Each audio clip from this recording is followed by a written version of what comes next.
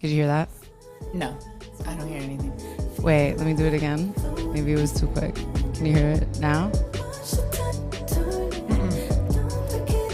No? No, I don't hear it. Dang. Yeah, I don't know why it works sometimes, but then it doesn't some other times. Anyways, well, okay, I'm gonna pretend I'm playing. We're starting the podcast, and I'm actually pretending that I'm playing. We're vibing right now. We're dancing to new Kalela song, New Life Forms, Kalela featuring Fouché. Oh my God, I can't get enough of this album. You ever listen to an album and then you're like, I have to listen to this every day, 4 times a day for the next 4 months. That's what I do. I run songs down till I just can't take them anymore. Over and over and over again. And this album plus the new Steve Lacy album, it's like hitting everything like this new Steve Lacy album, I don't know if you listened to it. It feels like so many different eras of my life. Okay, and we're getting into it. Classroom Crush. That's, by the way, this is a podcast about many different eras of your life and the love that define them and how that has informed your life actually and the way you move through it. Okay, you're saying this is a good podcast idea. Thank you. But no, that album really is, I'm like, okay, I'm in middle school, but I'm also in high school at the same time as I'm right now 30 years old as well as 25. Like, it's so many different feelings and, ooh, I'm loving it. I love how music can just bring you back to different eras and just make you feel things that maybe you felt before and just brings it back. And it's like smell, like the scent bring you back to an era because it's so strong and it's like something that's so peculiar. I feel like that's how music is for me as well. Oh, totally. It's like, if there's anything that can get me out of my head and into just like feeling like being in my body, it's the music and the dance, baby. Okay. Did you wear a sunflower for me? Because you know the sunflowers are my favorite flower ever. Instinctually, okay. And if you're not watching on the YouTube, you gotta get on it. And yeah, I got a big flower. I'm telling you, sunflowers are my flower. So the fact that you're wearing a sunflower today, it's kind of the universe saying that this was meant to be. No, and I actually literally can't believe that I'm not wearing it right now because, and I'm about to introduce you, but when I tell you that I wear this necklace almost every single day, I'm sure. So if you are familiar with me at all, if you have seen me being online at all, you'll see I have a little necklace of a little bird. Yes, it's a house sparrow. Okay. And you know, people compliment me on this necklace all the time. And then every single time I say, thank you so much. I'm a birder. I love birds. And then sometimes when you love birds and you have a great friend, your friend gets you a bird necklace. And she says, that's right, this is for you because it thought of you. And then now I wear it every day because guess what? The bird goes with every outfit. Queen of birds. Exactly. And you know, I was, this ended up being, and we're talking and we're listen, you have to get on the visual podcast to do any sort of ASL that we're referring to. We're doing some ASL. And okay, we have to get into it. I have to introduce you now. The gifter of the and by the way, you got me. Let's talk about it.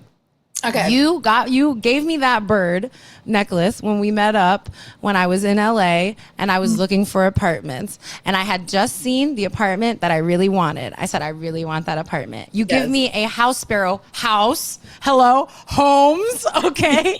Guess what? I get that apartment. I'm in the apartment right now that I live at. Okay. The person who's given me such gracious gifts of blessings and manifestation, she's an actress. She's a host on she's the host of the Dolls Review on Latination.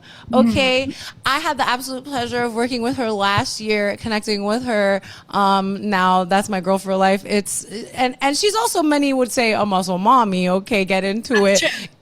Fitness queen.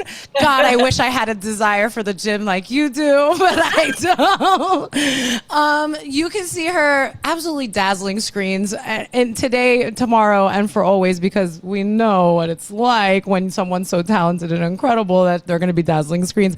It's my love, Carolina Gutierrez. Welcome.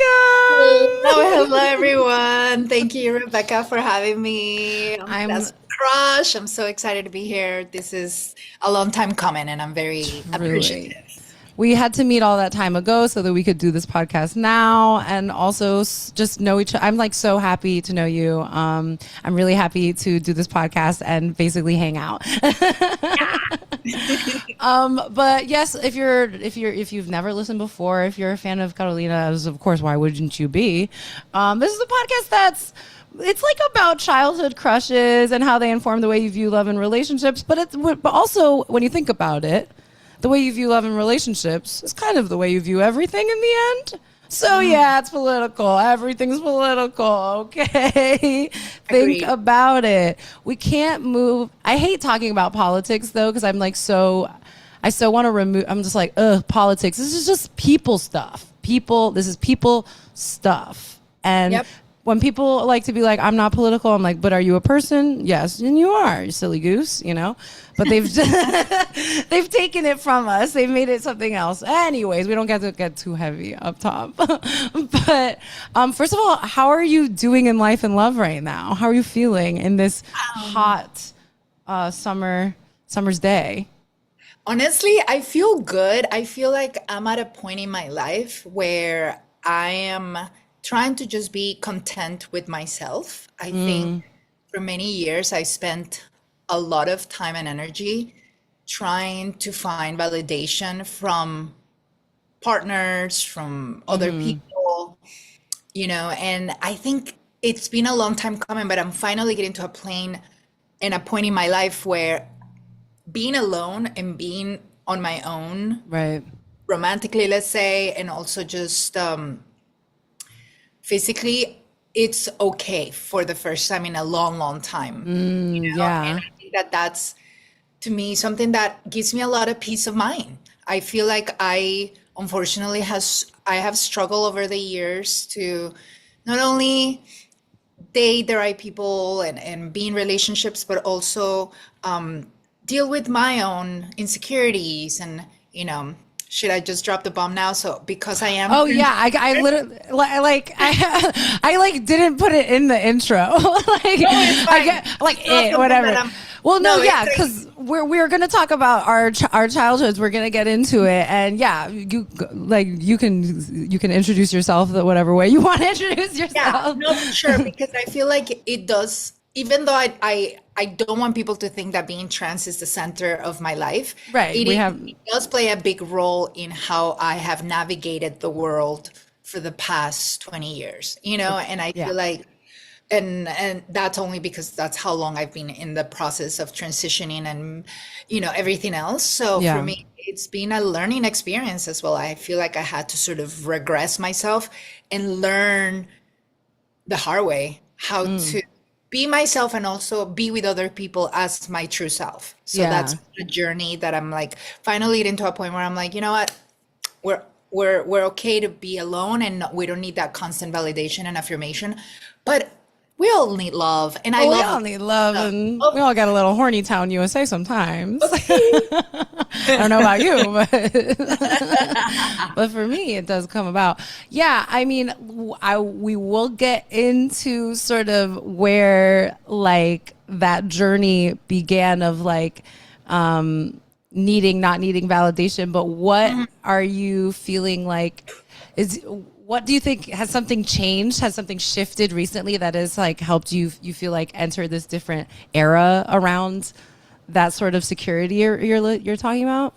Yeah, I think two things major. One, that I feel like I finally found the confidence that I was looking for. And this confidence is not about the outer appearance or how people perceive me. It's more about just learning again to be on my own and being okay with that, Yeah. and not feeling like somehow I am not doing the thing that I'm supposed to be doing. Like, oh, you're supposed to like follow this line of like, okay, you meet someone and then you marry them and then you have kids and da da da. Da. And like finally when I detach myself from that from that timeline, I felt kind of a feeling of freedom. And I feel Totally. like, oh, it's okay. It's okay if I'm doing it differently. I'm already different enough. Like I feel like I'm already out of the normal like matrix grid, whatever you want to call it. So I'm like, maybe I can just play by my own rules and it's okay. And the other Totally. thing that I was going to add to that is that I have become a very hardcore feminist, Hmm. very much into calling bad behavior, especially when it comes from men. And unfortunately, I am someone that is attracted to men. Hey, happens to the best of Unfortunately, us. and I'm not trying to be a man hater, but unfortunately, I do have to acknowledge that we live in a patriarchal society where I personally don't agree with a lot of the things that are being done or have been done by men, for Hmm. men, to men. And I've decided to just call the bullshit for what it is. And I think it's made me a lot less excited about the possibility of meeting a man and having this fairy tale ending. Well, it demystifies it to an extent when, especially when you realize that, like, so much of the fantasy that has been presented to us Hmm. has been created by the patriarchy and I is here to control the woman, control the child. You know what I mean? Like the Yes. idea of the nuclear family, just like the idea of like the fucking American dream. Like, A, it's a lie, and B, who does it serve? Like, who is it good for? Actually, like. Not Hey. always me, I don't think. And it does help to, well, and something you're saying, like, I've thought about a lot, like in so many different areas of my life, of like that thing of being okay with not being on a certain trajectory that maybe other people are on or other people have like committed to as like that is fact, that is God, that is what you have to do. And like I feel like a lot of it also, I'm reading this book, Nasty Work by Erica Hart, who's like a sex educator, black non-binary, like cancer survivor, like just speaks about desirability politics and just like race and gender and all of these things from like a really interesting intersectional sort of like perspective. But basically, the book so far, I mean, really does challenge like all of these different ways that like cis able-bodied heteronormativity is shoved down your throat in like every corner of life. And when you buck that system in any way, if you don't go with it in any way, like that is what I think of like when people are talking about like when they say like you're queering life or whatever. It's like, yeah, like I fuck with queer people in the sense of queer people, like straight up sexuality, whatever, like orientation, but like also just like, do you fucking get that this is dumb and we don't have to go with this way? Like, do you understand that there's a whole other different way to live that we can do, like if we Yeah. assert ourselves enough? I'm interested in that. But it is weird, and I'm sure you could speak to this more because you've been here for a while. I think it's interesting being in LA because I think there's a lot of people who are super indebted to the system as it is, that don't necessarily care to think of things differently, who aren't necessarily rewarding people going on a different path. You know what I mean? Do you feel Yeah. like that? Like I'm still like it's been a year, but I'm like this is what I take, and I know that's not everyone, but I'm like I think it's a lot. No, I think it's something that once you finally step outside of that rat race of this sort of like, okay, this is what you're supposed to do, and by the time you're 30, you're supposed to be doing this, Yeah, and that. Especially as women, we have all these expectations put on us. And if we don't meet these expectations, people will literally think you are losing at life, like you are right. not doing it right. You must be doing something wrong. Something's wrong with you. Why don't you want kids? Why don't you want to get married? Why don't Yeah. you want to do this? And I'm Why not don't saying you that have my timeline? Why don't you have my urgency? Yeah. exactly. And I'm not saying any of those things are wrong, but I'm just saying that if for some reason your life takes you at a different path, that should also be okay. And I feel like we still get a lot of negativity thrown at us if we step outside of that norm, Right. like that normie sort of like way of life. And I think that that's again, like you said, it's a myth. It's something that once you can completely just look at it from an outsider perspective, even if you're not in that separate path, you can still see what it is for what it's for, and not feel that pressure anymore. And it's very liberating. I feel great. Totally. I feel great. I'm not saying I don't ever want to have any of those things, but I'm just saying, like, if it doesn't happen for me, I'm okay. I'm at peace now with that. And you also just like, they don't want us to think of the abundant of options that we have that are not the way that or not the certain plan that has been laid out. You know, it's like we could live so many different types of ways if we just really like tapped in, you know. Exactly. But I want to talk more about this path. So you are a performer. Were you always a performer? And like just up top of this conversation, we talked about it a little bit before. I wanted to ask you like how you would love to refer to, how do you refer to yourself pre-transition? How do you refer to yourself when you were a child? Maybe some whatever age we're gonna go to around like what some of your first earliest crush memories are. How do we refer to that little person? Thank you for asking that, because I think a lot of times people immediately assume like, well, you were a little boy, right? Like, so I can just say little boy, right? Because Right. me, I'm not okay with that. The reason why is because I truly believe that I was born not only transgender, meaning like there was an incongruency between my brain and the rest of my body, but I also believe that because my brain, who I believe was always that of a girl, I always consider myself a girl, regardless of my body parts or whether I went through a transition or not. It doesn't matter to me because I've known always since I Right. have a conscious and I could think about myself, that I knew who I was and I knew I was a girl. So I would always refer to myself as a girl, you know, and whether I'm talking pre-transition or post-transition, Yeah. that's just who I've always been. Totally. Where did you grow up again? You did. Barranquilla, Colombia. But I was like somewhere in Colombia, but I couldn't remember where. Like And I knew it was, Shakira. yeah, in the same place of Shakira. Yeah, we're from the same hometown, and also Sofia Vergara, the actress. It's just all of the famous Colombians are from the same place. I mean, I don't know what it is. I don't know, Something like in the water. Beautiful In the women, water, beautiful girl. women everywhere. These women are like, not only are they iconic, but they are 100% a reflection of the type of women that I grew up around and who I always envisioned myself to be, and Yeah. it's very sickening. What was what was your family dynamic like? Like what was your availability of like did you feel like you could very much be yourself when you were a kid? Did you feel like you were ever performing? What was like what was the vibe? I think for me, I was always a very active child. I was always Yeah. jumping and playing around and having fun with my friends and my brothers, but at the same time struggling with my identity. Even as a very, very young kid, I knew something was wrong.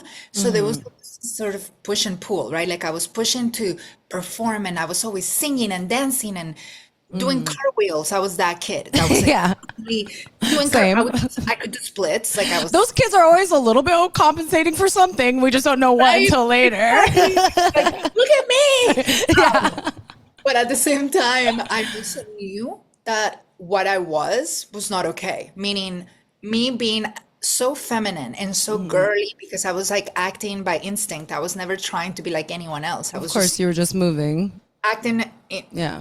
naturally, and that came out as a very girly kid. Like of course, people would be like, "What's going on here? This is not right," and and so they would assume things. They would, think like I was some sort of like, I don't know.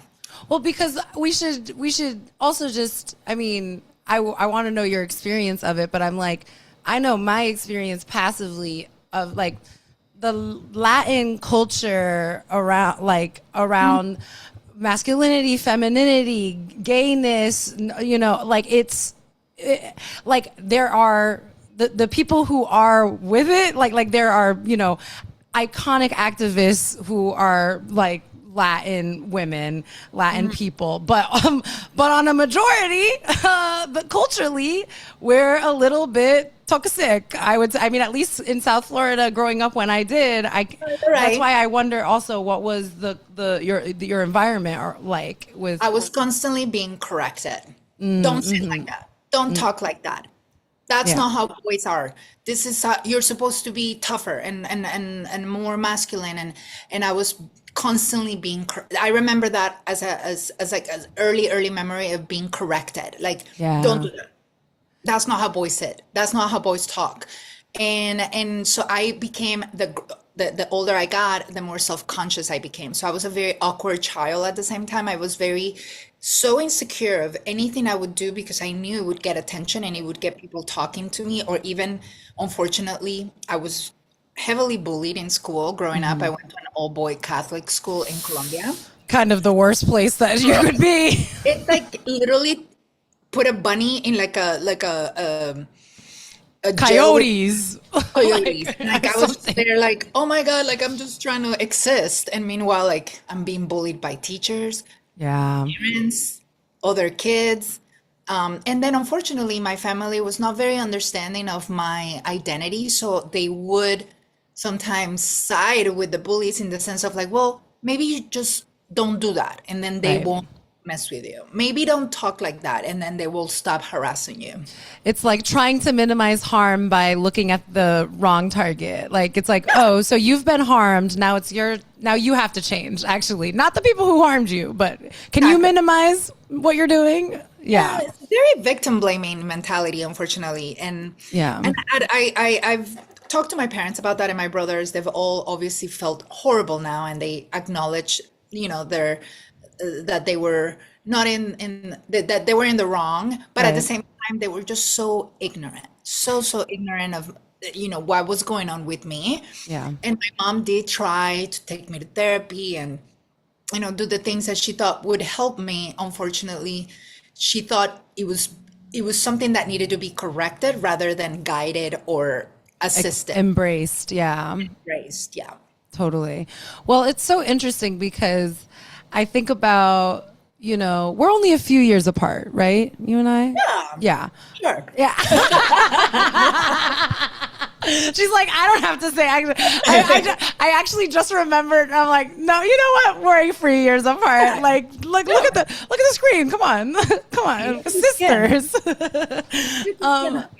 But no, it's like, it's funny because I think about it where it's like, culture has shifted and more information has been shared and certain things have progressed. But I also sometimes think about that as like almost a psyop where it's just like, it's this thing where they like to act like transness is like this new thing that people are doing. And it's like, transness is as old as the day is young. I don't know. I just made up. What's it is as the sun, as transness is as old as people are. Do you know what I'm saying? Like, and so I try to, I both like to acknowledge that is true. Like we've had shifts in the culture that exists, but I also think that it's like the pop culture itself that is, tied to like still upholding this like patriarchy and heteronormativity wants you to think about these movements as like recent or these strides that we've made as big strides when it's like, no, they're not big strides. They're not nearly big enough strides ever at all for any of the oppressed, by the way, because people are still dying. So the strides are not big enough. But so yeah, I like to challenge it where it's like, let us acknowledge and celebrate the progress that has been made and also understand when they're like trying to use it against us and act like time isn't what it's been. Because anyways, but so it's like that's because in my mind it's like, well, I know what it was like when I was growing up. I'm sure what it was like when you were growing up was X amount of years worse, but I also look around and things are both better and worse for trans people ever, right? Like, there's we keep taking steps forward and then backwards at the same time. And it's sad because for a while it did feel like we were really making some progress, right? And trans rights and LGBT rights were really starting to become the norm, and everyone was starting to acknowledge that this is a real thing, that this is not just a phase or a trend or anything like that. And presidents were acknowledging it. And I remember when Obama for the first time talked about, being trans and interviewed a trans woman that I actually personally know. And it was just really cool to see that, okay, we're making progress. Things are not perfect. Visibility is happening. Things are, And then all of a sudden it's like, we took tons of steps backwards, and it's just horrible. It's the same thing for Black people and racism, where we had our little 2020 moment, our 2021, maybe it was 2 years, maybe it was 3 years max, let's be real. And they've reeled it back, but it's like, that should really go to show you. And this is where I hate and a lot of like white people, white leftists will talk about these things as quote unquote identity politics. And it's like, first of all, what other politic is there than identity? What are you talking about? What are you talking about? It's like, no, this is what happens when you don't make it like it's a life or death issue. You know what I mean? And it quite literally is a life or death issue for trans people and Black people and Black trans people, more than any of the other issues that you're pretty much talking about. And like, classism kills, all these things kill in their own deliberate ways, but it's like, man, as we find out about more people who have been killed by the state, who have been killed by people who will never be named, like, we have to get our fucking priorities straight. That's the call to action of the episode, as always. like every single time we have to be talking about it. And this, I've talked about this before, but like, what power transness holds, like, because to me it's like breaking that binary really fucks up every other system that relies on that binary, right? There you go. You clocked it. Honestly, I see trans people as the ultimate rebel. We are going against everything that has been taught to us that we're supposed to follow. And the moment that trans people not only are visible, but they're thriving, I think it definitely makes people nervous, because then they're like, wait a minute, if trans what could I be? Exactly. If like trans people can get away with this and be happy, right? God forbid people are trying to be happy. God forbid. Then we need to put a stop to this. We need to show the rest of the world, the rest of the country or whatever, that if we can put a stop to this, then that means you all need to check yourselves and go back in line and do as we say, because they want to keep control. And one thing that trans people do really well is that we don't let those controlling factors keep us from living our best, most authentic life. Totally. And I think that makes a lot of people angry. Totally. Because for a long time, the elites and people in power and religious cults and the government have got a very strong grip on society and how women are supposed to behave and men are supposed to behave and follow these rules and you'll be happy. And, we promise you this. And then, of course, if you're a man, like you're told, like, as long as you work hard for your family and provide and protect, then you will be given all these things. And then slowly but surely people are realizing that, one, the world doesn't work that way. No. That there is so much more than the binary, and that there's so many different people that are just simply trying to be themselves and be happy. And it's a natural thing. We're born this way. And I feel like that's something that not a lot of people want to or like to understand, because it goes against everything they've been taught.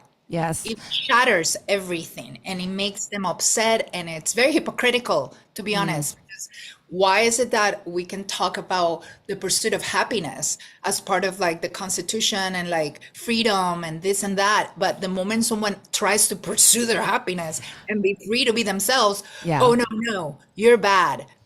Well, you said it right there with freedom too, because I think it's also particularly American like reaction, where I think like when you are faced with all of the other options that could have been, that are not what, white supremacy, patriarchy has handed down to you, now there's a responsibility. Now hey, the onus is on you. If you want to get free, if you want to be free, because you have been convincing yourself that you've been free this whole time. And then once you witness people who actually are free, especially in a country that is always talking about freedom, but talking about freedom that America gives you freedom. You don't give yourself freedom. Like you are lucky to be born free in America.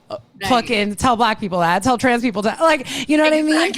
And so when people who seemingly sort of are comfortable and maybe have it all, maybe they are living that cis heteronormative lifestyle that like this world has been set up for them to thrive, and then they look at you and you are happy, and then they look at themselves and they are not happy, like, or free. It's honestly a big mirror to their face, and it's making them think about, like you said, it makes them think about how they had to follow the rules, and I'm doing it right, and I'm following what Jesus said and what my president said and what, you know, my mom and my dad said. And then all of a sudden they realize that, wait a minute, why are all these people getting to live their life so freely and fulfill their full potential, right? As a people. And then they get mad because they haven't had to do that. They haven't been able to do that. And I kind of see it as like when men, if you notice how like, especially cisgender heterosexual men who uphold masculinity as like the thing, like the thing. And I feel like they unfortunately live in this mental prison that they've created for themselves, or maybe the patriarchy, and maybe it's not their fault, but regardless, when you accept those terms into your life and you realize that it's a very constrictive, very like, you know, little box that you can only fit in for so long until you want to blow your brains out, they will lash out and they will find the first person to lash out. Usually those are trans people, queer people, minorities, black people, because we are at a more vulnerable state because of all these years of oppression and constantly being told, you're wrong, you're not good enough, you don't fit in this society that we've created for ourselves. So I think it's a two-way thing. It's like a sort of a jealousy thing, but also this sort of like, oh, well, I had to stay in line, so I'm going to put you in line. Yes. And that line of reasoning, it's like, it's so scarcity based, where it's like, they can't accept you having it all when it's like, we could all accept that we could all have it all, but the scarcity mindset is like, but if you have that, then I can't have that. So you can't have that. I have to have it. And it's like, that's not true. By the way, that's not true. Let me tell you that. We can all have it. It being life and love and freedom and you know, resources and whatever. We build networks of care and we can do it. But it's that, and wait, I was just like, now it just I lost it, and now I'm going to remember it again in 2 seconds what I was about to say about this. Oh, yes. That mentality of like, I got in line, so you should have too, or whatever, I think is also like, I've been thinking a lot. I'm always thinking a lot about like anti-Black racism within the Latin community, within like the immigrant community. And I know that is such a specific line of reasoning because I grew up hearing it like in Miami of like Latinos, immigrants, like being very bootstraps, like, well, I came to this country and I did this and that to whatever. And so why not you? And then insert, you know, the racist stereotype that they have been fed by white supremacy and that they will continue to perpetuate if it makes them closer to white, right power, white supremacy, whatever delusion that they've given themselves to for whatever position that they feel like they need to be above Black people. And it's such a false, like, it's not only is it like racist and fucking wrong, you know, just like literally wrong, like historically and everything. But it's also just like, there is true, it does not, this like punitive line of reasoning where it's like, if something was bad for me, then it simply must be bad for you, is like so toxic and at the root of like so much, I think, prejudice, you know. Yeah, And it's like they build themselves up as their superior beings, right? Like we have to look up to Big Daddy and what Big Daddy's telling us to do. And then a lot of these people, like you were saying, a lot of these immigrants that come to this country and then they get their citizenship and then they feel like they're now better than other Latinos who are yeah. struggling. They, to me, show signs of such pick me behavior. I love it. Yeah. Honestly, it's like you're such a pick me. Like, oh, like I'm cool. Like all these white people. Like I'm also like, I came here and I'm working and Yeah. like you don't get to come here and then like do whatever you want because, I came and I did it right and I am paying my taxes and doing this and doing that. And it's like, okay, good for you, honey. Like, I'm glad that you can follow the law and do all of these things. Yeah. But every person is different. Every circumstance is different. And for you to just immediately just go for that instead of like let me understand what's going on with these people. Why are they escaping their homes in their home countries? Maybe let's look at that. Maybe they had to run away from violence and poverty, and they're simply just trying to do something better for themselves. Right. And let's not be fucking hypocrites and forget about all of our ancestors that came and literally had to struggle and cross the border sometimes and do all these different things for us to now get to live here. And I mean, I'm a first generation, like I was same. I'm also first generation. Yeah. but I know that there are a lot of people whose like grandparents were the ones that made the trip here. And, and unfortunately, there are still people that will have grandparents who immigrated, but because they were don't. born here, it's like, oh no, I'm the original. Like I'm a real American. I'm real. Like, well, and that's the thing. To me now, I'm like, you're just being embarrassing because, like, obviously, any racism is embarrassing or whatever. But it's like, it's so embarrassing to center whiteness so much and like this Americanness so much. And I understand that it's been sold to people, especially certain definitely it's been sold to Cuban people, like the American dream, like all of this. We're great at marketing. Like I get that, but I just wish that because sometimes I want to shake some of my Miami Cubans and be like, brother, look around. How much did you just spend on gas? How much did you just do? How much did you just work to just get kind of the bare minimum, dude? And like the white people that you, and that's the thing, I reflect on it a lot because definitely in the beginning of this podcast, when I was like 21, like really going through, like had a lifetime of basically like not being picked by white boys who, now I understand it's like, well, was I like obsessed with them? Were they my crushes, or was it like we all decided that those were the guys that you had to have a crush on? I got it. No, I have to tell you this because they literally just like trigger my memory. Tell me right now. I have a Black trans friend who she and I have become really, really good friends because she's also a bodybuilder. So we're at the gym every day and we hang out and we're like getting super close. And one day she told me, is he hot or is he just white? Brother, like I was like, my brain just, oh my God. Yeah. Girl, believe me, I know how also I used to view, those, we see it on TV, the lead guy. Who is it? Is it usually a white guy? It's usually, so we have really been groomed to think that the white man is like the epitome of manhood, the epitome of hotness, the epitome of whatever. And then you start kind of like having to deconstruct that and realize like, oh my God, it was all marketing. It was all marketing. Like, sold this idea and decided to put them on the top of the list. And it's like, what? Yeah. Oh, and that I have felt so freed from like now, like being on the other side of that, especially in LA, because it takes me 2 seconds now. Like I'll be walking around, I'll be like, is that a hot guy?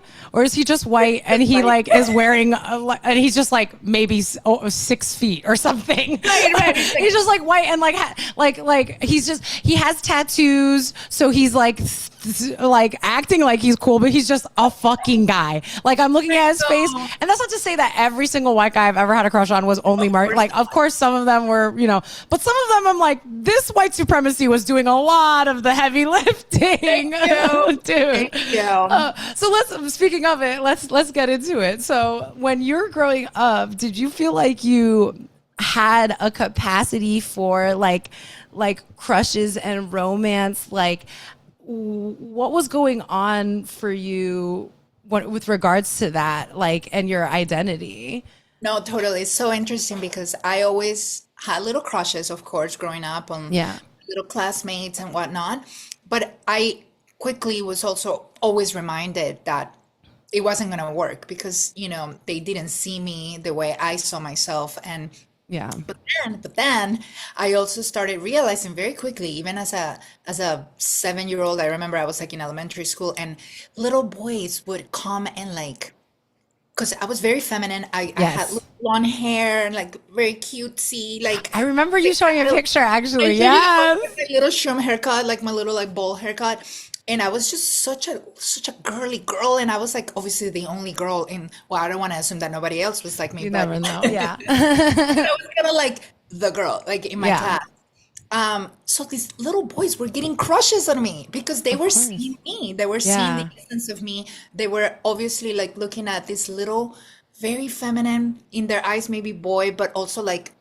But that's the thing. Kids don't have this construct yet. Like until they've been taught. Like I think about it all the time, and maybe this is why I have this fucking podcast. But I'm like, anytime that anyone like makes fun of a kid or sort of criticizes a kid for, or just a young person for not having known something, I'm like, in what world would they have known? They just got here. Exactly. Anything that they will know, they have to be taught or they have to be shown. They are listening and learning everything. So until you say, don't call Carolina this or that, like they're going to just see you as you know? You can smell the essence on people. And I feel like that's what people are attracted to the most is the essence. Like we've now decided that we're going to label people based on genitals, based on who they present as. But at the end of the day, nobody owns femininity or masculinity. A man doesn't own masculinity, just like a woman doesn't own femininity, right? Yeah. These are all different parts of everyone.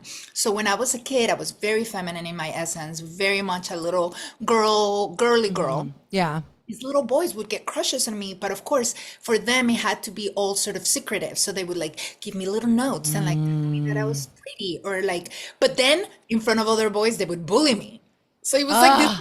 I know. So that was me growing up literally, and it's still kind of like that, to be honest with you. I still have men who are attracted to me, look at me, and they're like, oh my God, you're like the most beautiful girl, like blah, blah, blah, all these things. But then, of course, in front of everyone, they have to deny it. They don't want to admit it, or simply they will keep it very much hush-hush, and they are okay with liking me without anyone else knowing, because they don't want the labels, they don't want the criticism, even though at the end of the day, I am just like any other woman. Right.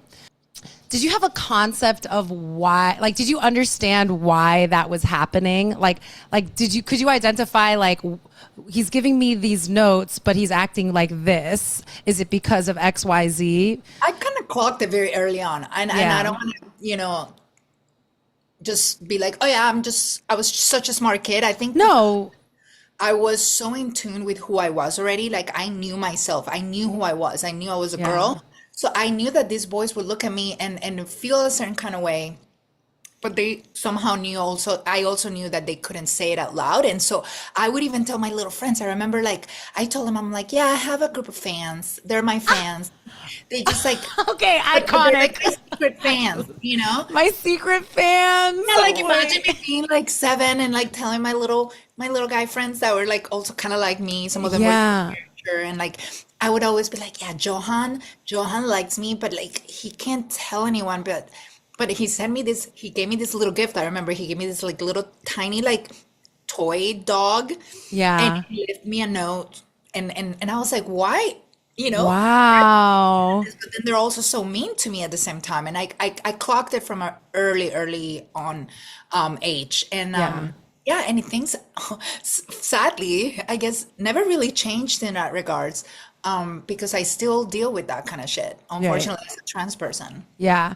So I have a couple questions about that though. So one, my first question is, were these boys that you were having a crush on also? And did the crush like precede them giving you attention? Or was like, were you like, oh, I have a crush and then they're giving you attention?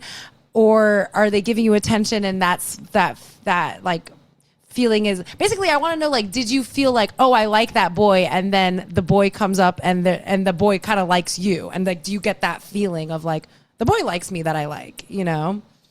I think it happened a few times where it was just, I guess, coincidence that I would find a little kid like you, and I was like, Yeah, "Oh, I have a little crush on him," and then he would also in some way show me that he also liked me. But yeah, it was very much like luck. A lot of times, I just immediately assumed, because I was again very self-aware, that some of the kids that I liked, like there was this one specific guy, his name was Javier. And Javier was a very popular kid in our class. And I thought he was just like, oh, of just course. everything. I thought he was so beautiful and like, And he was and like, what was he like, the charismatic, like what was his so he was thing? athletic and like we would like, because even I went to this private school, so we all like played sports, mainly soccer. They would like force us to Oh my play God. And I soccer. almost forgot that it was all boys. So it's not necessarily like there's all these other girls. No, Like, that's what I'm saying. wow. It's So like, you are the talk of the town, actually. I was like that, it was, which also made me the number one target at the same time. Of So that's why course. bullying was so bad too. But with Javier, like I remember he was so nice. He came in fifth grade as a new student. So all of us kind of grew up together, like since first grade all the way to fifth grade. He comes in and then he was just again so beautiful, so nice, and he was Yeah. kind of shy at the beginning. And I remember like we talked during recess once, and I just like I was completely just like, oh, Oh my in God. love.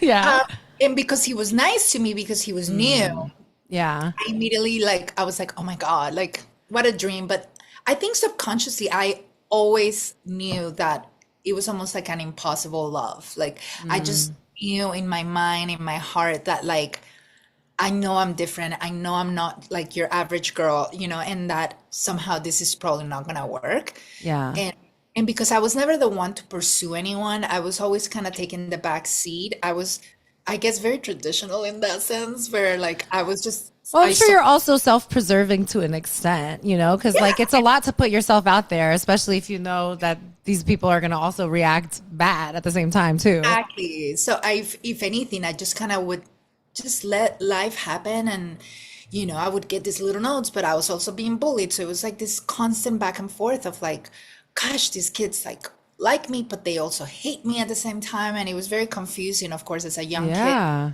to deal with that. And it's sad again that I now that I think about it, because I never thought of it that way, it kind of has continued on. I'm not saying every man that I ever meet has this kind of like, I'm gonna bully you, but I'm also gonna be attracted to you, but there is still a lot of the same sort of dynamic happening. Yeah. Yeah. Very No, interesting. totally. I mean, that's why I think these are formative, because it's like whether they're born of us or like the environment we were in, and like those become a little bit like, I mean, everything I'm thinking about is pattern recognition and how to break a fucking pattern, you know? That I love that. I mean, think about how women are constantly told since they're little girls how if a boy likes you, he's also gonna hurt you. Be mean to you. He's Yes. gonna be mean to you. Oh, mom, Bobby keeps punching me during recess. Oh, honey, he probably just has a little crush on you, and he just doesn't know how to tell you. It is so fucked, really. It's And it's really like so fucked. it's so crazy that we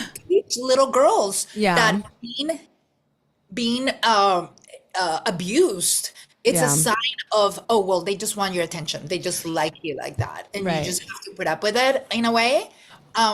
Well, And then, I don't know, I remember thinking that too. Like I remember not necessarily my mom telling me that, because my mom wasn't saying that, but right. I remember hearing about it and seeing it in You're movies. like, well, this is what's happening then. This is the Yeah, thing. yeah. This is so, I mean, there's so many things, but I know that like there have been multiple instances in which I have felt like a secret like shame to someone, where it's like, oh yeah, we like do improv together, but nobody knows that we like hook up, and like you treat me like less than a friend in public, you know what I mean? And I think back to like those experiences where I've been someone's sort of little secret, and I feel sad for myself, because it is sad, like on different levels of like, I feel sad that like it's a scarcity thing again, where I'm like, I feel sad that I didn't demand better for myself, where like, but it's like, I know that I was like, well, you got to just take this, because you don't know when the next time someone will choose you will be, you know, when's the next time someone's gonna do it, you know? So if he wants to act weird in public, like, I guess you just got to deal with that one, you know? Really, that's Yeah. been my life, especially as a trans person. You feel like sometimes you might have to just settle because you are probably not gonna be accepted by the people that you actually like and the people that you fuck with and the people that you appreciate, because most likely they will have some sort of problem, Yeah. whether because I'm trans or because I'm whatever, you know, I'm just talking in general. But for me, obviously, it usually comes down to just the trans identity part of my life. Yeah. In other ways, I feel like there's nothing really about me that I think is that controversial No, for someone to be like, "Ugh, I don't know me if I like can be, type. I yeah. think you're hot. I think you got charisma and personality and this and that, but Talent. and talent, You could literally. probably carry me. You're so strong. Like, I've literally been told by people like, you're my type, you got everything going on, but the moment that they learn about my identity, it's like everything else just doesn't matter anymore. And Well, this you know, brings me to like very another question. Like, well, it kind of is the same question in a sense. Like, one, I wonder if you, like, growing up with that dynamic, did you feel like sexualized by that, whether you were using that like terminology or like objectified or any, like, did you feel like, did that, do you know what I'm saying, like this thing of like, oh, but you're attracted to me as this, but also you treat me like this, like, 100%. but what is that, was that conflicting to you in a way? Like, how did that manifest for you, especially when you're like growing up and maybe wanting to explore like sexuality? Totally. I think I learned very early on that I was sexually desired in many regards, but Yeah. also very much like almost like a dirty little secret kind of thing. Like I I've never not experienced men especially show their desire for me, which take it for what it is, whether it's validating or it's gross. Sometimes I feel differently about it. Sometimes I feel like, oh God, I hate it. I Yeah. hate that men treat me like a piece of meat. You know, it's like very much that energy. But then other times I'm like, okay, I'm appreciative that people find me attractive. I think that's like a natural feeling that we Yeah. You appreciate should from be able to be like, to be able to receive that. You should be able to be like appreciated in a exactly. way that doesn't make you feel like an object. Exactly. Or that I'm compromising my values and my ethics and, Right. how I see myself and how I respect myself as a person, and as a woman. So for me, it's been a struggle because it's finding that balance between like, how do I allow men in general or women, whoever, find me attractive, desire me, look at a photo of me and comment on it and fire emoji and all of this, while at the same time knowing that most of these people wouldn't want to take me to meet their parents, wouldn't want to make me officially their girlfriend, wouldn't want to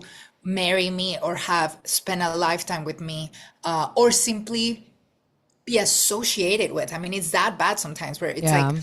not even the association. Like I meet people all the time at the gym, and the moment that they find out that I'm trans, like later on, when like maybe they see it on social media or something, sometimes they don't even want to talk to me. It's not even about like, oh, Yeah. we're trying to date. No, no, no.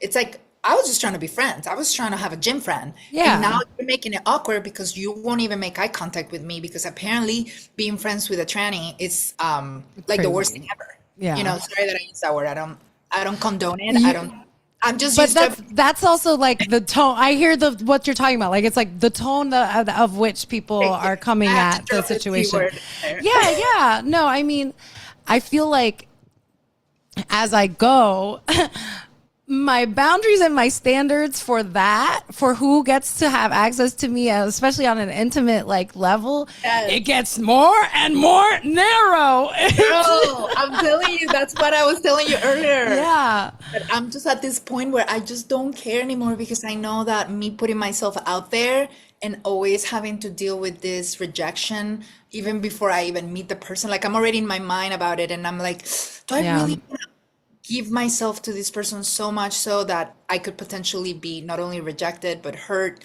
potentially even like violent? Right. Everything, the stakes become higher because violence Exactly. exists. Yeah. Exactly. We understand what's going on in the world right now. And I'm not even just speaking as a trans woman, I'm speaking as a woman in general. Yeah. Like, I mean, the statistics are there, honey. Like, if you want to accept that or not, it's another thing.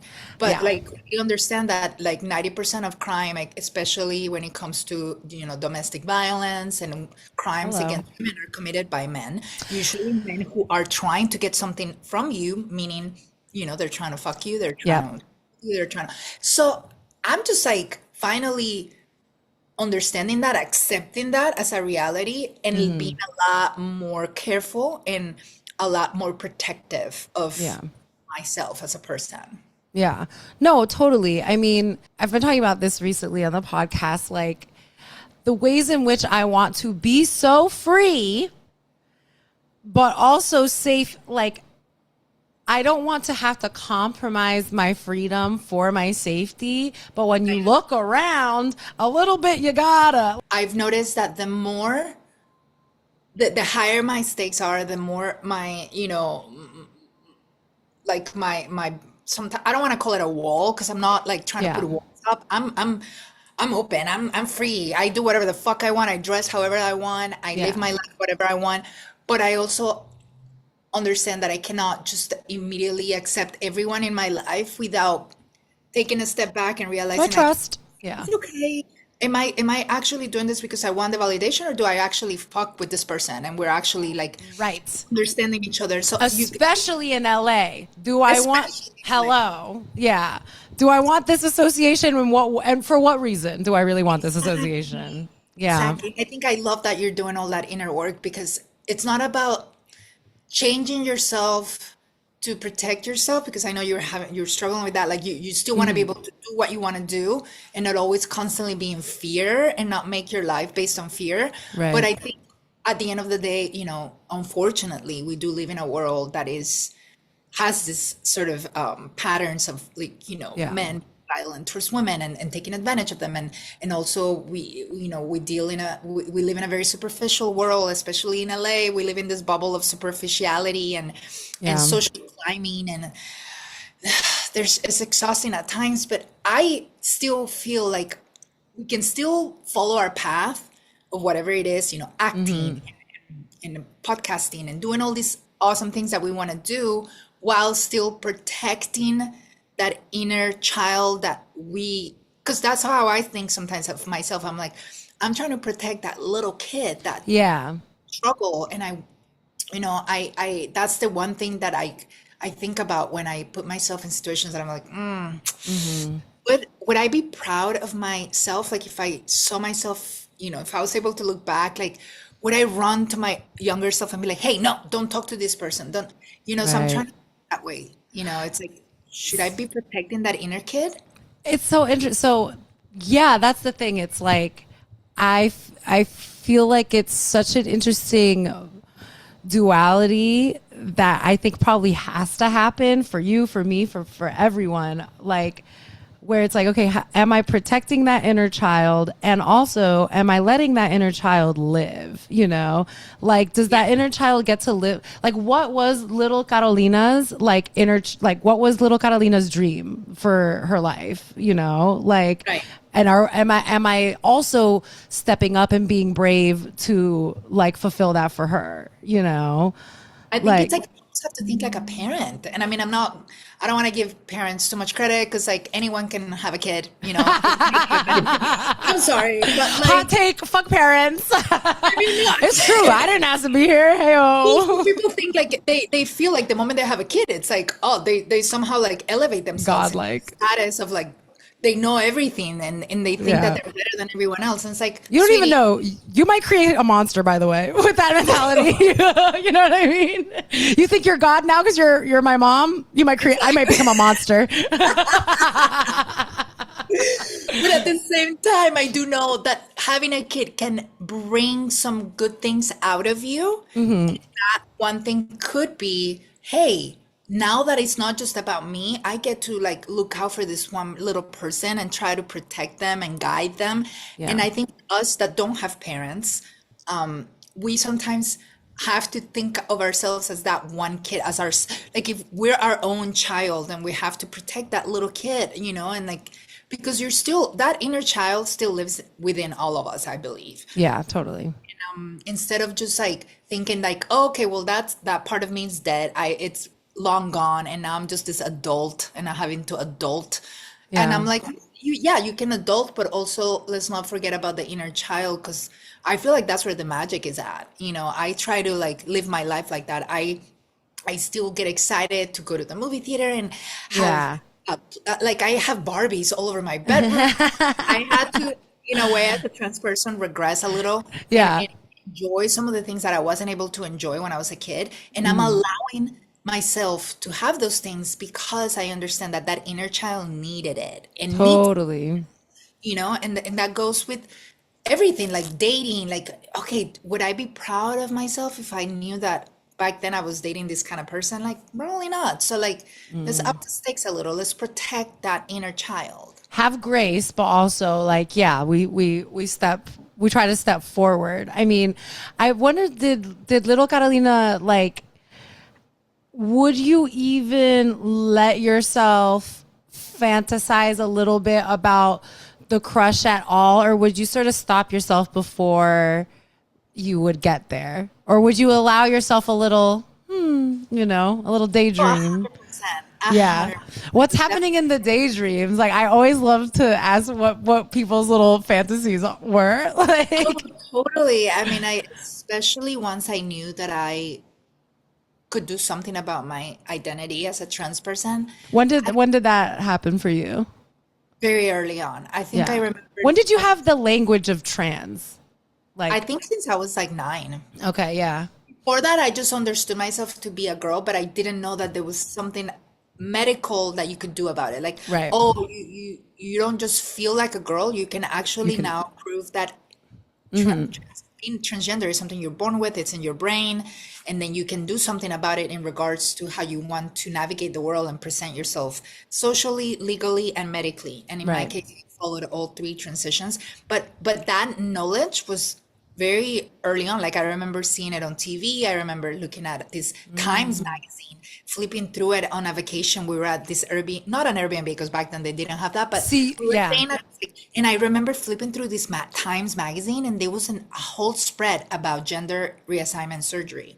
And I was Wow. like, you didn't even do Hello. that. This is what I'm saying. Like, the media, TV, newspaper, like, this shit is important. Half of Is, the things we learn, if not all of the things we really learn, is from these things. Like, so yeah, yes, it matters if fascists run and own this publication. It matters if white supremacist racists own this TV network. It matters. Okay, sorry, Matters. go on. Thank you for saying that because that also helps me feel good about my decision to pursue this career in entertainment and media because Yes. I just by simply existing and putting myself out there on a TV show, on a film, on a talk show, the fact that I can openly and proudly say I am also transgender and I'm a trans woman, anyone that watches that and is like, oh my Right. God, she's just like me, and look at her, and she's doing this thing, and she looks pretty doing it, and Yeah. I relate, and that to me it's amazing. Because if I saw a little, if I was 9 or 7 or whatever age, and I Yeah. saw myself on TV fucking doing whatever, even if it was just the Dolls review, and I happened to flip on YouTube and Yes. found this TV show, and I saw this little Colombian woman doing her little talk show, I would have been gagged. Huge, huge. And you are, and people are gagged. Everywhere people are gagged. And they're actually gagging. And they're gagging this whole episode long. And I really hope they are listening. No, I think it's huge. It's also what I do, like, because, yeah, when things are really fucking horrible, which they are, it can feel a little like, I'll get in my head sometimes where, like, yeah, what am I doing? Is this a self-indulgent dream? Should I just give it up all and do whatever other thing? And I'm like, you know what? Ultimately, no, because it's not self-indulgent. It is political. It, like, being us and doing and being in the spaces and on the screens and saying the shit that not the cis straight white man is going to say is a part of it. It's not the only thing, but I would say I think that, like, I talk about it all the time, that I feel like another psyop was like they got people on Twitter or something to try to make it seem like the representation matters, like, movement that happened was like silly and like not worth it. Because you notice, like, people make a joke of it now and, like, it's not even a thing at all anymore. There was Oscars so white, and then that, and then they were like, it's white again, actually. Like, they really, because I think that's actually was really a threat, like, to revolutionize that, and continues to be a threat, is like we were talking about it, mirrors. When people need to see themselves, they need to be able to identify, and if they don't know a thing, how are they gonna know it? You know? No, 100%. And I feel like there are so many people in the world. Why would you care to not be what you want to be, or do what you want to do, when there are already so many people doing other things? That someone has to do what we're doing right now. Someone has to put themselves in this position of saying, I want to act. Yeah. I want to be in movies so that I can showcase um, what I represent as well in movies and TV and whatever, or social media. Yeah. I think that that is important, because sometimes we're sold this idea that, like, oh, this is kind of a crazy thing. It's like, why would you do all of this? And it's, why are you Yeah. putting yourself through this? And I mean, someone has to do it. Well, Not, and they want that club to be very exclusive. They would love it to be an exclusive club that looks all the same, you know? yeah, but And we're that's all what gonna die at some point, and hell a new wave of people needs to come and do that. I mean, I'm so happy that, like, I love the movie experience. One of the reasons why I became an actor too is because I love going to the movie theater and watching movies. I love watching them on TV. I will love watching them on the theater. yeah. I just love the magic of movie making, and it really inspires me. It makes me happy. It brightens my day just to go see a movie. It doesn't matter Yeah. which, like, it's just like the whole experience makes me so happy. And I was like, well, I want to be a part of that too. Like, why can't I be a part of it? And at some point they're gonna need, and Me. people will step up, right? And Yeah. why can I be that person to step up, Yeah, totally.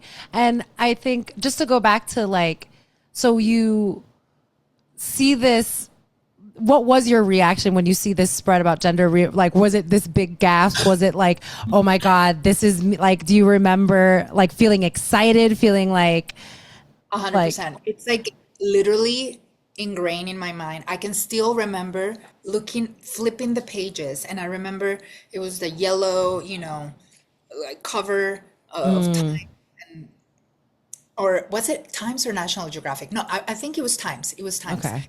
And I do remember just like flipping through it, and then just seeing the very graphic photos that were posted on the article. They were showing everything, like Wow. Yeah. A to point B. Like, it was like, okay, this is what it starts like, this is what happens, and then this is the end result. And I was so like Wow. shocked, but also like I immediately like felt this sort of like relief, I was about to ask. Yeah. because I knew that, okay, this could be my way to get to where I need to go. Because I was very dysphoric of my private parts. I'm very, very, Yeah. gender dysphoria, it's what basically signals anyone that they are trans, and it's this feeling of incongruency and uncomfortableness in your own body, especially when it comes to your genitals. Yeah. So for me, it was a huge relief to know that there was something that I could do And to I fix. wonder also, like, when you were having your little slipping into your daydreams and fantasies, how are you imagining yourself in those daydreams? Do you remember? Like, did Always as a girl. always as a, Always as a very, like I even remember having a dream where I was talking to this kid, and then like those dreams when you're at school and you're naked. sure, yeah. You know what I mean? Like that's Yeah, people talk yeah. about like, oh my God, I was back to That's being in fifth grade, and I was in my underwear and everyone was looking at me. I had yeah. a dream that I was naked and I looked down and everything was, me. Like I You. was see, Yeah.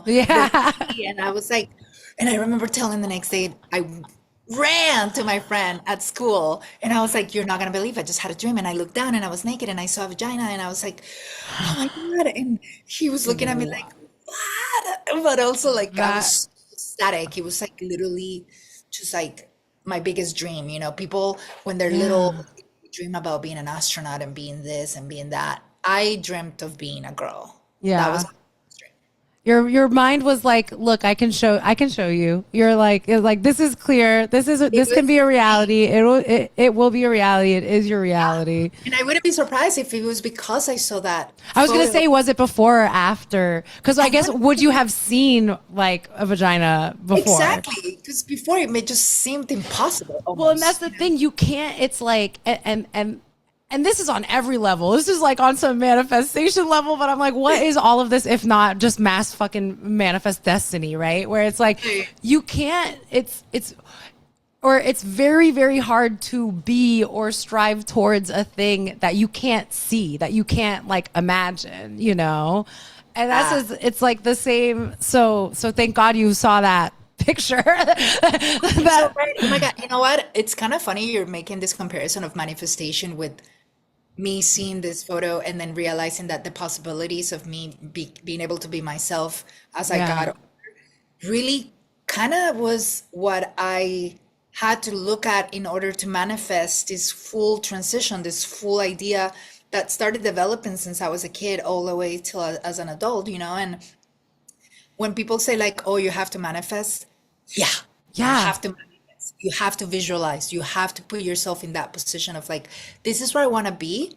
These are the things that I can see for myself, and then just make it happen somehow. Like, but don't stop manifesting. I think that's great. And I honestly never thought of it that way Well, until no, now. I mean it's like that, but it's totally the thing where you have to, because I imagine that you would be like, well, I know I'm a girl, and I know that this down here isn't right, but you don't know what the other thing is, or the thing that you know what I mean, like that would make you feel until you know it. You don't. I say it all the time. You don't know what you know. No, you don't know what you don't know until you know. Exactly. you know. Exactly. And it's sad when I feel like society keeps you from knowing all Well, of that's this. the thing. They don't want these images for you to see. I mean, I'm Right. like, more pussies, more pussies, and Dixon. But no, I mean, every way though, like, yeah, you have to Isn't it see. sad? It Isn't it is. sad that we are stunting people's growth? And I'm not just talking about trans people, but just in general. Like Yeah.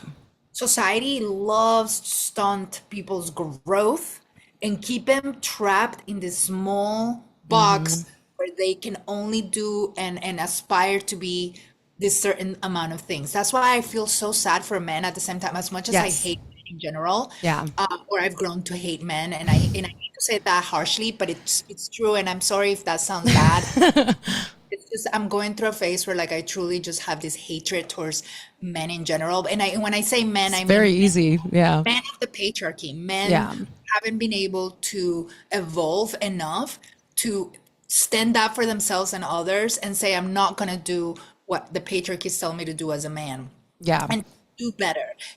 So for me, when I look at these men who are trapped in this masculinity box, I truly, like, as much as I want to hate them, I kind of just feel bad for them.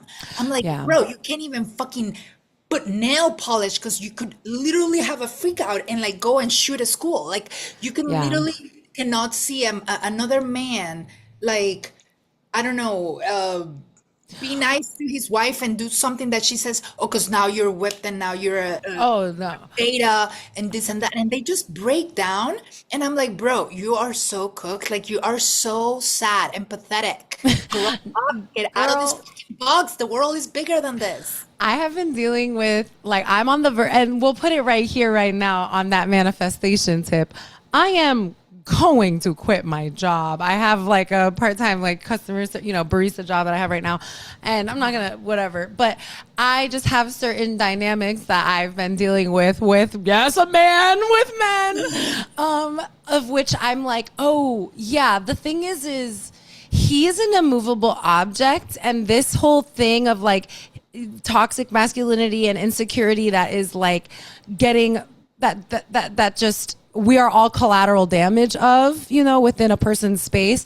You are, I can't change you, so I will. Like, it sucks that I have to remove myself because you've made it so bad for others. But like this sounds very dramatic, but it is just, I'm like, oh yeah, how much do I want to be coddling this, like, a man's ego in my fucking day-to-day life of my one life that I am trying to live? And the thing that I will say about men also is, like, I hate men because I love men. Like, I love men. There are so many men that I love, and I hate what men are doing because I want better for men, That is a better way to say it than what I said it. No, it's but I don't want people to think that I'm just hating men just because. It's like, it comes from a place of love. It comes from a place of compassion, and it comes from a place of, I want them to see the light and to. But also, they are killing us, so we're allowed to also say that we. And the thing is, the men who are enlightened and the men who get it will not say, like, they won't think we're coming for them. But if you're feeling so defensive about certain things, it's like, well, maybe it becomes from a point of, that you've done a certain weird thing before, and you maybe perpetuate certain things. And, like, I think your body, like, does tell you that. I think that shame and guilt does tell you when you could be moving differently and you're not. Yeah, exactly. The ones that have nothing to hide will be like, well, I know that I'm doing what I can. Not only am I not like that, but I'm also anti all of that. Right. Because it's not enough to just say, well, I'm not like that. And it's like, well, yeah, what are you doing? Are you calling out your bad behavior from your friends when you see them talking shit about other people or being racist or being misogynist? Right. That's the thing and that's something that I learned years back when, I started learning more about Black Lives Matter, for example, and learning about anti-racism and, being not just saying, oh, I'm not a racist. Right. Also, well, what are you doing to not be, or to help the cause? Yeah. How are you furthering that? Yeah. Exactly. And I think that's the same thing with men. It's like, because they have so much power to not only help, but inspire other men around them and push them to a better and path. Normalize the right things. Like, normalize when you get a hot trans baddie's number and then you find out she's trans, and you normalize fucking her if she wants to get fucked.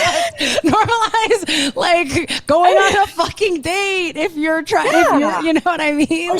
Because truly it's as easy as simply saying, hey, let me understand this person better. Maybe it's okay for you not to know what's going on with this trans woman and to think, oh, I don't know if that's what I'm into. But if you don't know, then how do you know that you don't know what you don't like? know? What we know, we don't know what we know. Exactly. So, like, it's so easy to simply say, hey, I'm gonna raise my hand and say I am not very aware of what's going on here, but I would love to learn because I like you. I think you're beautiful. Yeah. I've talked to you before and I love your personality. If all these boxes are being checked, And they're being checked. they are being checked, Hello. honey. I can tell you that for a fact. They're being checked. And then, but then there's that one little box, right? Where it's like the trans box, and then they get so caught up in this one thing when they could just learn. And then if you, even after learning, realize it's still not for you, it's still not meeting your expectations, then that's fine. But I just think it's so sad when, like, I see people just flee, run away from that instead of actually being inquisitive or wanting to learn. And I'm sorry, but if we're in 2026, if you don't know what a trans person is, Brother, get it together. Well, get and it but together. but that's the point. Also, I think that all of this does come down to, and I remember in 2020, and I look around and I'm like, I see who's done it and who hasn't. Where the biggest part, like the biggest things that really changed my inner working and how I move through the world, or at least gave like language and tools for these things that I've might have felt before, is like, decolonizing the mind, all of these things, killing the cop in your head. But all of them come down to, first and foremost, killing your ego. Because I think, especially for men, and probably especially within this conversation, the not knowing of a thing, the newness of a thing, whatever perceptions that they think that their male friends might have, and that in and of itself is upholding of the patriarchy, and like that desire to please the other man rather than like, what are you even thinking about for yourself? Like, it does come down to like ego, though. I think in so many ways, like, men don't want to be wrong, men don't want to know, and men and women and who I think that is across the board why our revolution is not further along, is because people have been unable to kill their ego and be able to be like, hey, yeah, I don't know about this thing and this and whatever, or not even I don't know, whatever thing is making you feel vulnerable, like that is tied to probably how other people think about you, probably how this heteronormative culture thinks about you. Like, all of it comes down to, what do people think about me, which is really ego. And like, I'm thinking about it all the time for myself, where I don't want to be thinking about what other people think of me, but it's a fucking choice. It's a daily choice every day. And I think it's a choice that men feel very easy to not make. That's a little too scary to give that space. Imagine how hard it would be for anyone, and I'm not just talking about the trans issue, but for anyone to simply accept their feelings for what they are and pursue them regardless of what their family, friends, or anyone is going to think, because you're not technically doing anything wrong. If you, in your heart of hearts, feel like, what you're doing, it's wrong because it just completely goes against who you are as a person, maybe look into that. I'm not saying that every person that has rejected me is wrong for rejecting me for being trans. I understand that some people can have some really valid points and say, well, I actually am looking to meet a woman who I can have children with, and I would love for her to be able to get pregnant. That's what I've envisioned. That's my goal in life, is to be a dad and to have biological children with my wife. That is something that I'm not going to be able to give you. And if that's something that you want,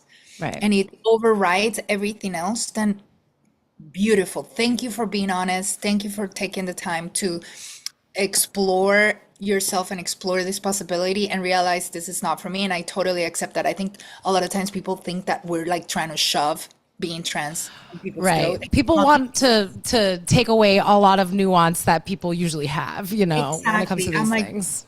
You can have and feel whichever way you want, but when your decisions are based out of fear, they're based out of complete misinformation, and you're just simply acting by this feeling of like, well, I don't want people to think I'm gay, or I don't want people, I don't want my friends to make fun of me, I don't want my parents to think that I'm this or that. It's like that, to me, it's like sad, because I'm like, you're literally living your life based on other people's expectations. How pathetic. Like, it's really sad. Yeah. And that's why I'm also like trying to challenge all the time. Like, I call everything gay because I'm like, guys, everything's gay. No one's straight. I'm like, I'm sure people are sort of straight, but I'm also like, I've realized the way that I've wanted to reject a conversation about my like sexual orientation and feel like I reject and I just like reject these like words and these labels, is because I'm ultimately like, I feel that we are all beings that do fuck with each other, like in different degrees, in different ways, and they really, really, really, really want us to have such clear labels all the time. When I'm like, man, and I know that this is like maybe hundreds of years into the future of human evolution, but I'm like, I'm living where we're just vibing, baby. We're just energy, a sexy energy, and everyone's a little, and if we have to use a word, then yeah, I guess everyone's a little queer, everyone's a little gay. All right. Listen, I have a theory, and hear me out. I see sexual orientation and identity actually as a spectrum. I think it's actually something that is based on scientific research and facts. The binary truly doesn't fully exist as just point A and point B. I think there's a whole spectrum of people who exist within this binary and these two extremes of men, women, straight, gay. And unfortunately, the world decided that we're gonna completely disregard the spectrum and we're just gonna focus on the two ends of the spectrum, and that's it. When in reality, if you really, really think about it, most people have a little bit of this, a little bit of that. Are you more leaning towards this side? Maybe. And that's okay. If you see yourself as someone that's like, well, yeah, I could never be with women. I just don't. I like men. I'm attracted to men only. Yeah. That's fine. But maybe explore that a little bit and realize, what is it that's making me be so I just like men. Maybe militant about it. Like, exactly. Maybe you just like the idea of men, the idea that's been sold to you of masculinity. Yeah. Why can a woman also, or a non-binary person or anyone, provide that same feeling to you, and they don't necessarily need to fit the stereotype of a man? Right. Because we don't know we don't know until we know it. Because you might just meet that person and say, hey, I just met you, this is crazy, I'm obsessed with you now, and whoever you are.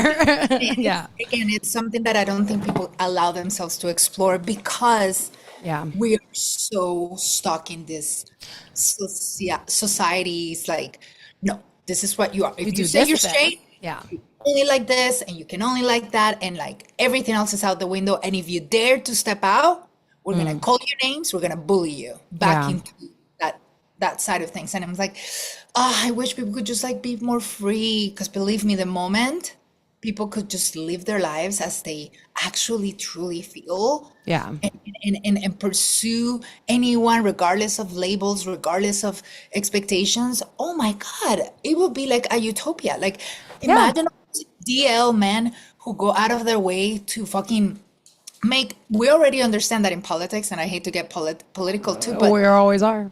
Bro, you know how many people are DL in politics? So many. Those same DL guys are the ones that are making laws against people that they rest in absolute hell, Lindsey Graham. Rest in fucking hell. Don't rest. I mean, I hope you are unrestful in hell. Oh no, probably hell doesn't exist, but whatever bad. I don't want to reaffirm that hell exists. But whatever bad energy. Yeah, I mean, what a fucking guy. But let's end on not evil man. Let's think about, I mean, so we are queer in life in all of the ways. We are not no longer tied to a heteronormative like path of what we feel like our future must be. But in the idea of if you know, when you do find yourself thinking about a relationship or love, or if you're feeling, you know, if you've been attracted to anyone recently, like, are there certain things that you like, things that you gravitate towards, that you would, or like, the type of person that you see yourself with? I mean, obviously someone amazing and free, but that part, that's very important. I think I've noticed that I'm very attracted to confidence, but not confidence like cockiness in the sense of like, I'm the best, I'm this, and confidence in knowing who you are, and you are, nothing can shake that. That to me is the most attractive thing in the world. If I'm speaking more like personality, I feel confidence that someone can have in themselves, in their craft, in their personality. That to me is like extremely attractive. And I'm like immediately, I don't care who it is. It could be a woman, it could be a man. And like I'm immediately attracted to that. Yeah. Of course, I do have a preference for masculinity, for a being that exudes that masculine essence that I was mentioning before. Does it have to come from a man? Not necessarily, but usually it does come from a guy, Yeah. from a man, a person that, defines themselves as a man. And I like that. I Yeah. like someone that can own their masculinity, but it doesn't define them completely. Meaning, Right. I met a guy that had nail polish on one Yeah. time, and I thought the fact that he didn't care and it wasn't anything to do with his sexuality or anything, it was just simply like he was like, I want to wear nail polish. I like it. I think it's cool. I Yeah. think it's a vibe. I think it's like something that I can express myself with. I was like, oh my God, that's so hot. I find that so attractive. Yeah. I like that. I like that someone that can just own what they want to do and they don't care what anyone has to say. Yeah. I think it's Totally. so hot. Like, And they're that's what I fantasize about. yes, and I listen. I want it. I do. I want it for you. I know that it's. I think that like this world part. Everything is more urgent than ever before, and I think of every issue that we as a people face as something defeatable within our lifetime, because there's no other way for me to simply navigate through this world without believing that I can abolish the police in my lifetime, without believing in a free Palestine within my lifetime, without believing in Carolina and every trans person being able to live and love and life without so many fucking hurdles of fragile male ego, etc., patriarchy, and violence. And we are not up, we're not tied to their fucking timeline, but I do think we're here for life and love. And I know that that wolf is finding both of us. It's on our, this is them. They're taking their slow ass, probably little time walking along, but Come on. they're waiting for us to Been clear waiting. more shit. Do you feel like there's more things you have to clear in your path, or do you feel like open to receiving like what? Well, are not even relationship stuff. Like, what are you most excited about? Like going into the next half of your year and stuff. Like, what else do we need to clear away? What do we need to abolish? Do we need to get rid of anything else in Carolina's path before absolute ascension? 100%. I think one thing that I'm trying to do myself is I'm trying to not be afraid of taking risks. Yeah. I've become very, very cautious in a not in a good way. Because remember how I was telling you earlier about like being cautious of the people you let into your life? I think that's course. great. Yeah. But when it comes to living my life, I am taking sometimes a little too much cautious steps, and I feel like that's slowing me down in a way that it's not allowing me to be more creative, to be Yes. more of a go-getter, to take more risks, to say yes more to things. And I don't like that because I look at myself from before when I was younger, and I was very much a risk taker. I was very much I think about this all the time. Me too. I was thinking about this earlier this morning about all the crazy shit I did when I first started this podcast and I first started just doing stuff. Like, we're doing crazy shit, you know? and I don't want to lose that part of me. I feel like that's Same. what's gotten me this far. Like I would not be sitting here with you as Carolina if it wasn't because I took a risk. I took a huge risk Yeah. at transitioning. I took a huge risk at coming out to my family and friends. I took a huge risk at saying, fuck the 9 to 5. I want to live in Hollywood, and I want to be an actor, and I want to create content, and I want to Yeah. be on TV and be in films because I love it and I love creating art. And those were huge risks that I think sometimes I'm like, if I wanted to take those risks now, would I? Because I don't know. I'm feeling a little too cautious. Well, I think they've made it very scary. The powers that be, have made it very scary to be alive. But you know what I'm thinking is like, because I agree. And I'm trying to remind myself, like, every time I take a risk, every time I do a bold thing, like pretty much every time I am rewarded for it. Whether the thing turns out exactly how I thought or not, whether I was rewarded via like the lesson or not, like I will be rewarded. And what I'm thinking about right now as we're talking of like, you know what? Bitch, it's already inherently risky for us to be women. It's a risk to be a woman alive. So maybe we just have to actually lean in and be like, actually, we're being brave every single day. So what's one more thing to be brave about, you know? Like the fact that you have this podcast and you've been able to continue it on, and you know, you've moved places, you've had your ups and downs and everything, but yet you're still here, you know, speaking your truth and saying what you like, girl, that is iconic. I love it. You know, I think it's so cool. And you'll always be able to look back and have this reminder of like this was how the you were able time. to talk about your life and other people's lives in such a cool way, and relate to others, and put out like a positive message into the world, whether 100 people watch it or see it or 1,000, it doesn't matter. Like, I'll start girl, like, crying. Don't make me cry.